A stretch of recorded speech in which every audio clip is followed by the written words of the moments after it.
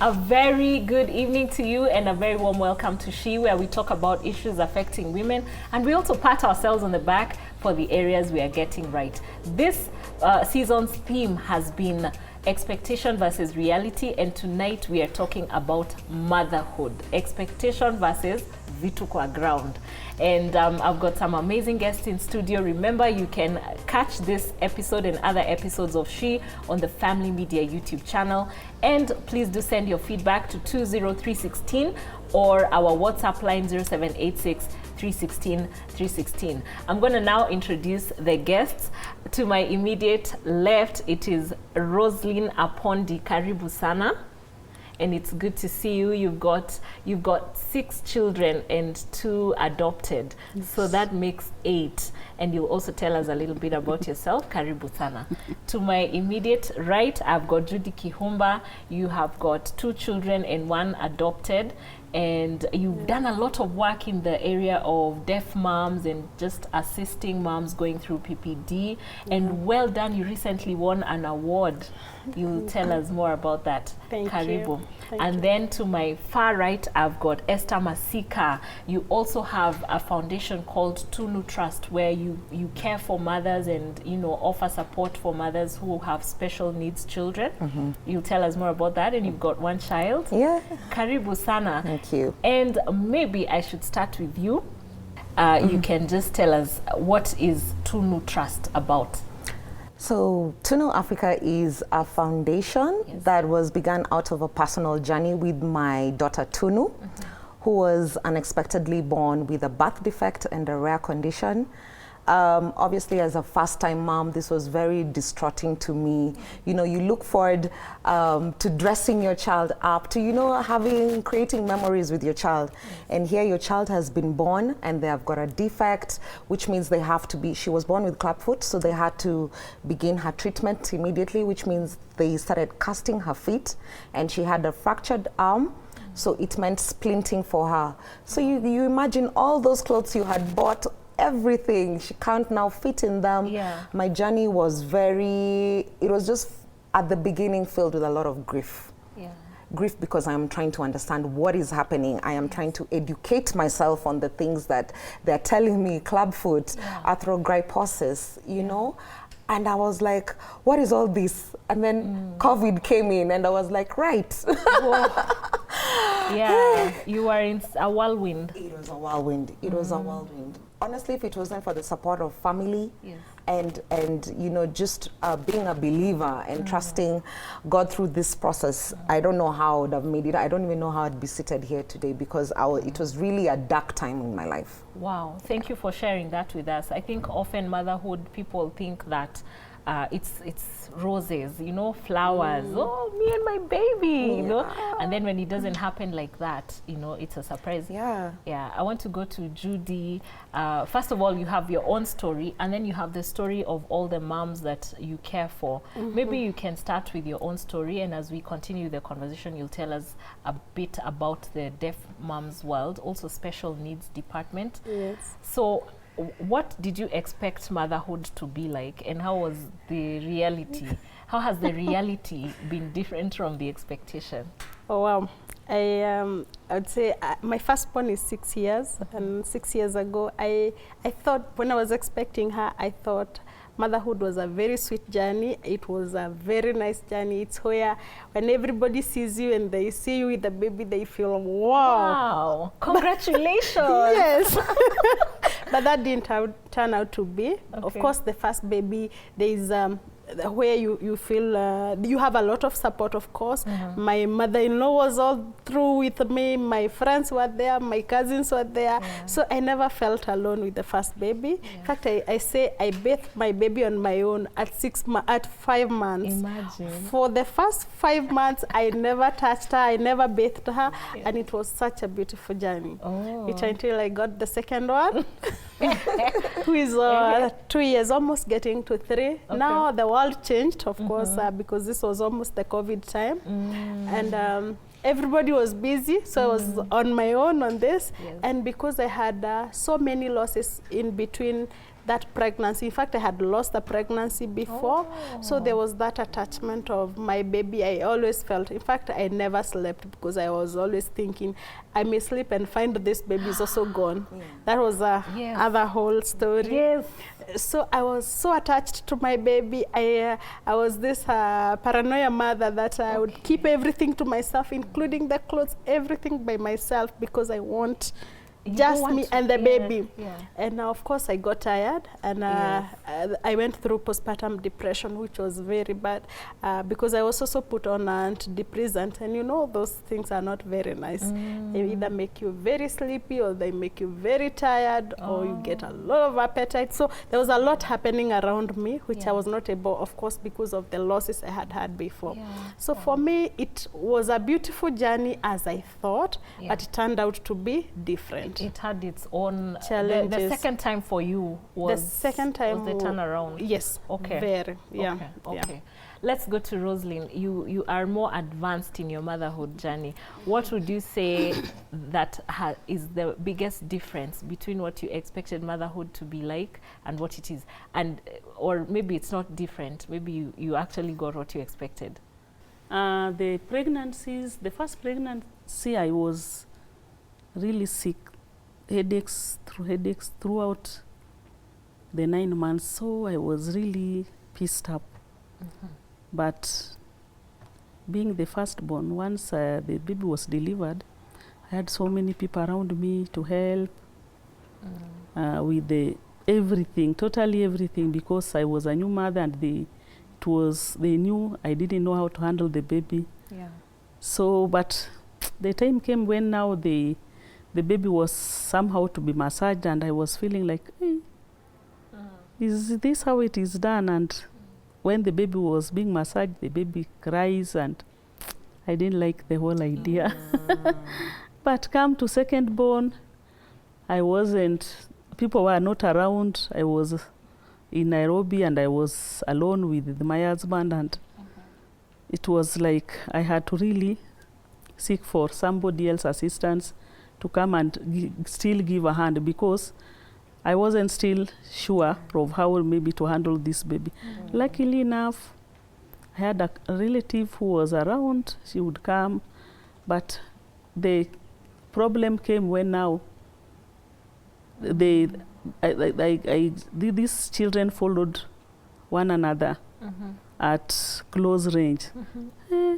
It was, sometimes it would be hell, because when this one is sick, the other one is also sick, and it is like you have to get so you may sit for the better part of the night. You lose a lot of sleep. The kids around. You have to lose a lot of sleep, and it said, hey. So it was not easy, and there was a time when I went to college and left the babies behind. Now, because I had to go to college, I left school, and before I went to college, I got married. So one time the kids were so sick that they were admitted at Kenyatta, and I was not there. So there was this time when it was really traumatizing. Somebody told me that I had remember those days, there were no phones. If you had to call, you would go to the booth, or maybe you use an office phone, and then you are searched all over. So it wasn't this time whereby you are just a phone call away. So somebody told me, hey, Rosalind, you have a telegram, telegram. But it happened, that telegram wasn't mine. So, and I had left my babies, they were so sick, and then it just dawned on me, I left a sick baby at home when I went back for midterm. Could it be this baby is dead? Luckily, it turned out it was that telegram wasn't mine. But it was, that time it was really traumatizing, because sometimes you would go to college, and then babies die. When you come back, you start afresh. Luckily enough. That's traumatizing. Luckily enough, at least they survived. Yes. Oh, thank God. They got sick, but they never died. Yes. So this just survived. But I must say that I really have a supporting mother-in-law. Wow. She had to come all the way from Nyanza to Nairobi to take care of the babies. Wow. Oh, God bless all supportive mother-in-laws Yes, and mothers. she's so too. supportive Yes. that if it were not for her, maybe I would have lost. Oh, I would have lost maybe one or two. in terms of career, you know, motherhood and career, it's like they're always pulling in different directions. Though I think for you, it has sort of pushed you ahead. How, okay, maybe that's just how I see it. How has it been for you? It hasn't been easy. Okay. I would say it hasn't been easy balancing between the two. And of course, our babies come first before anything else. I know I had to, I may look like on this side, it's pushing me, but there are things I have already shelved to come later. I was doing my master's when I got my second born. Because of the losses I had in between my firstborn, I had thought, let me go back to school. Maybe it will keep me busy. If I find if I get a baby on the way, well and good. If I don't get, I'll still be doing something. Yes. And this is because that pregnancy that I lost in between, the doctor who took care of me had told me that I may not get pregnant again because of the complications that it had. So I was like, let me keep myself busy on this side. If it comes, well and good. But when the baby came, when I realized I was expecting, I had to stop everything and concentrate, of course, because I had so much within me. And I focus on, I have followed my passion, and I think that's where Talking Hands, Listening Eyes was born, because I focused on, this is motherhood journey, this is what I have all along wanted. I wanted to advocate for motherhood and especially maternal mental health, and it has pushed me. I feel like it's propelling me out of my comfort zone out there. Thank you so much for that. We are going for a short break, but when we come back, I'll come to you and you'll tell us a bit more about your journey, and maybe you can tell us the role of your husband in that whole journey. So guys, we are going for a short break. We'll be right back. Don't go away.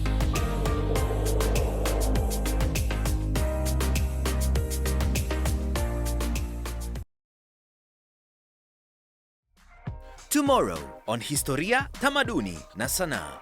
Unacheki kama chakula za kitambo, watu wako wanagonjeka sana. Unapata msee anaweza live hata 100 years. A taste of indigenous cuisine as we explore Kenya's food culture. Looking at the coming years, I see there's going to be a lot of difference whereby people are going now to embrace this kind of food. Because when I was starting, I was telling people that this is a village experience in the city. That's on Hitasa, tomorrow at 8:30 p.m. on Family TV.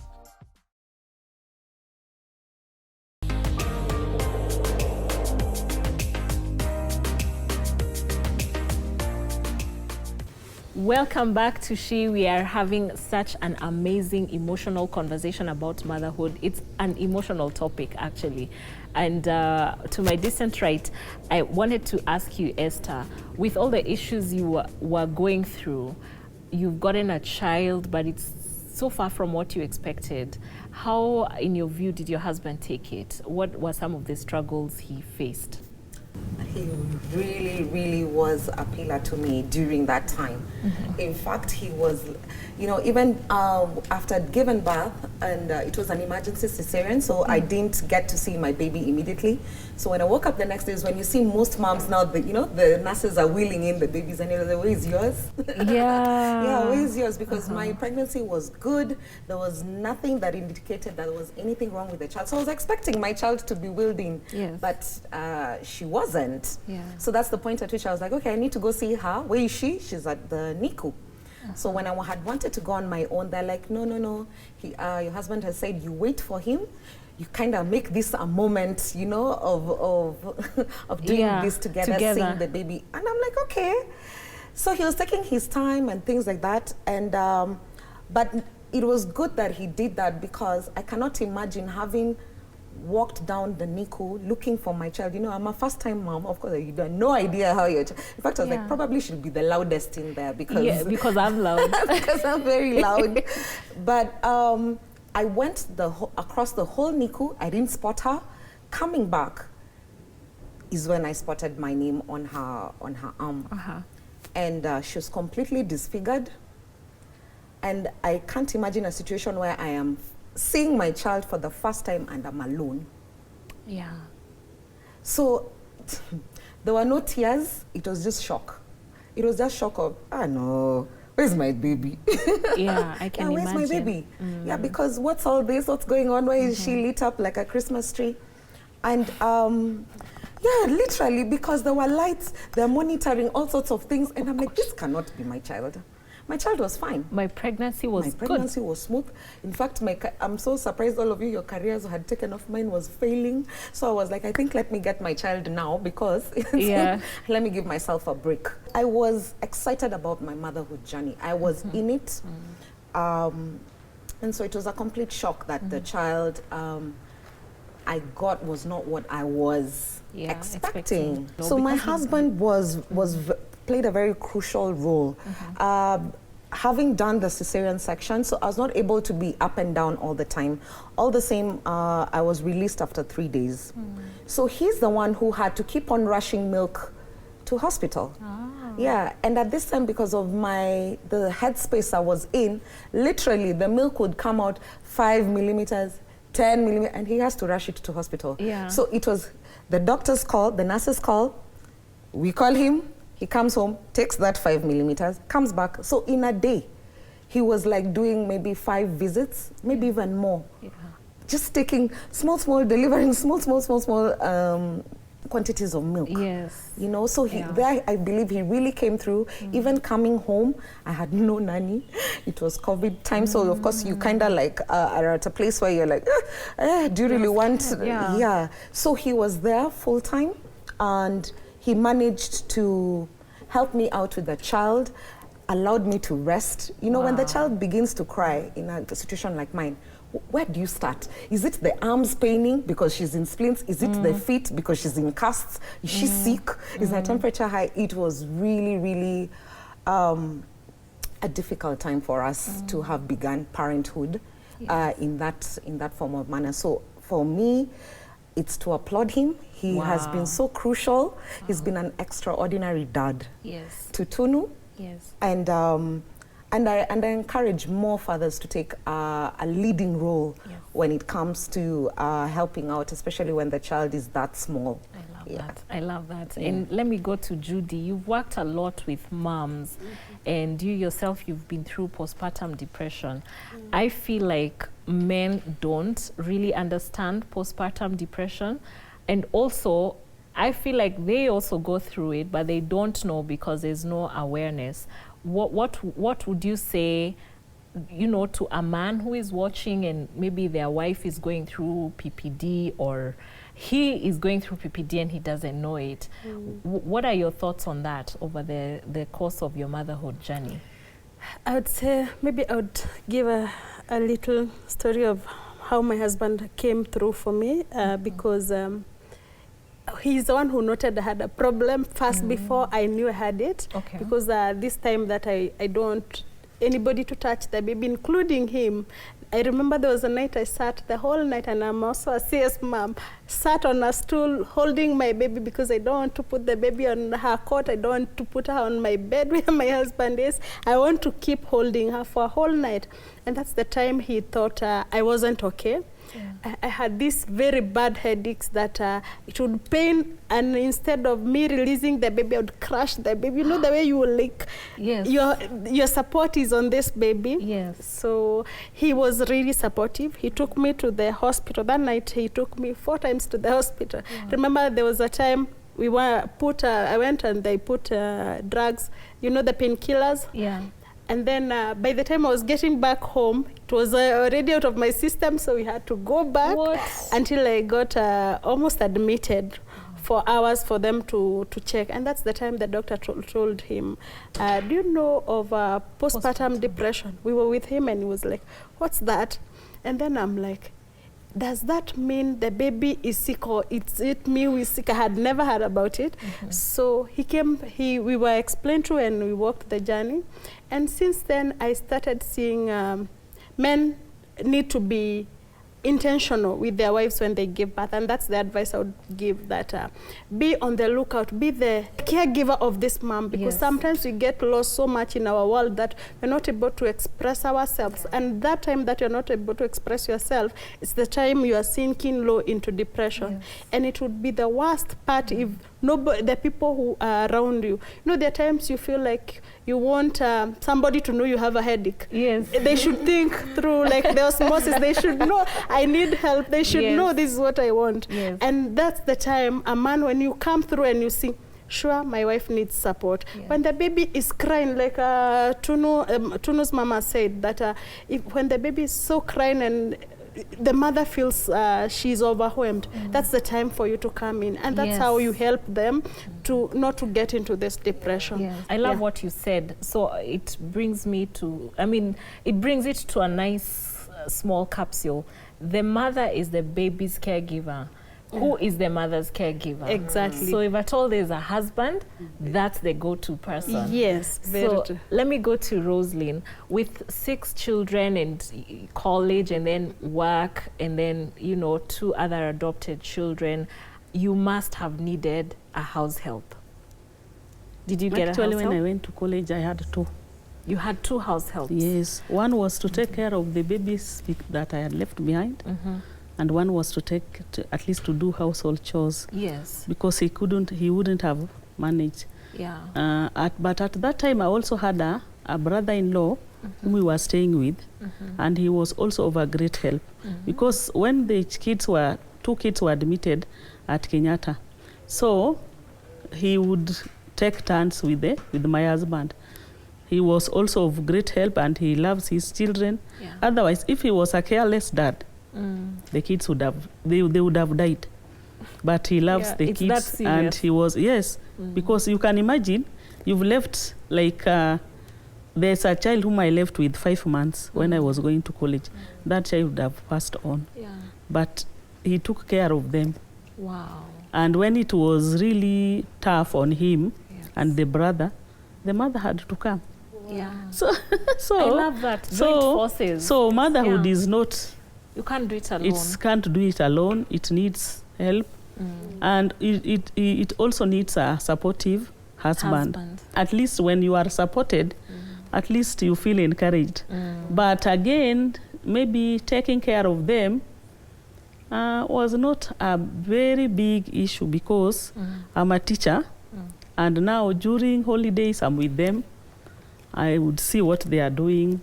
I would take care. Being at least the teaching job. It helped, because my mom was a teacher. Because even when children have closed for 7 weeks, 8 weeks, the way they have closed now, at least you are there for them. You are seeing what they are doing. You are also able to help them, also to mentor them, how they can handle household chores, so that each of them at least knows how to handle household chores, because you never know. But these other adopted kids, one of them I took her when she was 8 years. The father had died, and then my sister-in-law passed on when she was only 8 years old. And then I had to take her in, because the mother, when she was very sick, she requested that in case she dies and leave this child behind, she knows I can take care. I can take care of that kid, despite the fact that I had many kids. So this one now grew up with my last born. So I took her in. Now it was like, now I have 2 twins, last born twins. Because whatever I used to do now, I would do it double. If it is uniform, if it is what. I'll come back to you so that you can tell us a bit more. Now our time is even running out, but when I come back to you, you'll tell us about, first of all, adopting an older child, how that was for you, and also you will tell us about, just caring for the nannies, because they also require care. I go now to Judy. Do you have favorite children? No. Do you have a favorite child? No. Every mother says that. Because their strengths are different. Okay. My firstborn is a very inquisitive and she even knows when I'm not okay. She'll tell me, Mommy, are you okay? Do you need some sleep? She'll always check on me. So and of course she's very outgoing. She's very outgoing, and she loves what I do. In fact, every day, these days, she's introducing me. Meet my mom, who is an award winner. No, she's, she's proud of you. Yes. My second born, of course, because she's 2 years and she has her space. She knows I love her smile. So when she sees me, she will just laugh, literally laugh. Just to make you happy. To make me happy. And she knows when there's a way she does things for me, I feel, oh, she knows what I like. Wow. Now we have the small one, the adopted one, who is 1 year. She's very special because she knows when I get into the house, I need to remove my shoes and I need to put on slippers. Wow. She'll bring them to me. When I'm about to leave, she'll make sure she brings my phone. You see, they're all doing their small ways to win my heart in different ways. So I'd say I don't have a favorite child. Okay. They are all unique in a very special way, all of them. Okay. Yes. I've got to ask this. Let's call it Mombasa Raha. Going back to Mombasa Raha with your husband, was it straightforward for you after motherhood, or was it a journey? It was straightforward. Oh, we're still young. Great. We're still young. We still live our life. We still have our own dates. Okay. Yes. So the child coming was part of the journey, but it began with us. And you? I would say yes and no. Okay. Of course, no, because I was fearing, with all the experiences I had, I was even fearing to see another baby. So it kind of made me feel like I am withdrawing. Okay. But where I'm at now, I would say I'm good. Oh, awesome. Yeah. How did you deal with that space where it was a no? He was very understanding, which today he is very understanding. He knows, especially having gone through depression, there's a way he handles me differently that sometimes he will have to go with what I like. Okay. Yeah. All right. Awesome. Can I also ask you the same question? Was it different during the different children? How was that journey for you like? Now, as time went by, I also somehow I had some fear. Okay. Because the moment we became intimate, I just got pregnant. Oh.